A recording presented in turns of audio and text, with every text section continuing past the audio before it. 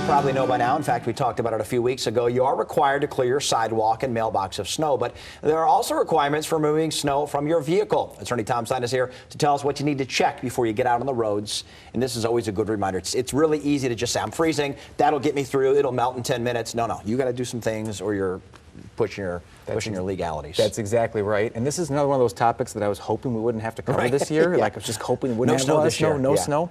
It's also one that's a little near and dear to me because I park out back in our old house in Heritage Hill. My wife parks in the garage and I park out back. So I have to encounter this mess every morning lately, it seems.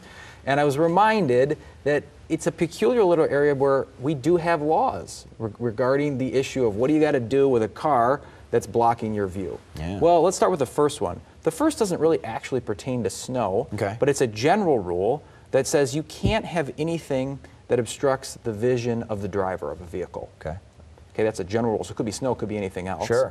Part of that rule also says you have to be able to see out of the back window of the vehicle, unless you have mirrors that allow you to see the road behind the car. Like think semi-trucks, for example. You got like a mirror, the double mirror almost, exactly. right? Yeah, there you go. But if not, you've got to be able to see out the back. So that does sort of involve snow, right? Because that's one part of the car that sometimes people don't get to when they're in a hurry. So if that snow is obstructing your view out the back, you got to get it off.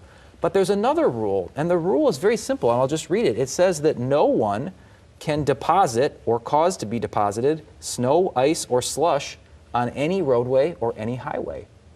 So, yeah, that's the way the statute reads. So you really can't be driving down the road and having chunks of snow and ice falling off your car and into the road.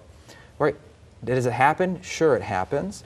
Does it cause wrecks? Well, sometimes it does, right? Sometimes it can really, it can cause a problem for people around you, particularly with bigger vehicles.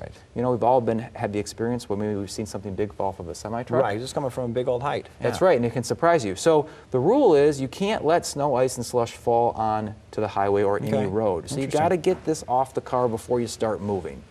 Of course, we've talked about this before, Derek. We have another general rule that applies to all of us. We got to use reasonable care. Reasonable is a subjective word. That's right, but these statutes, the law tells us, give us some idea about what is reasonable. Okay, good.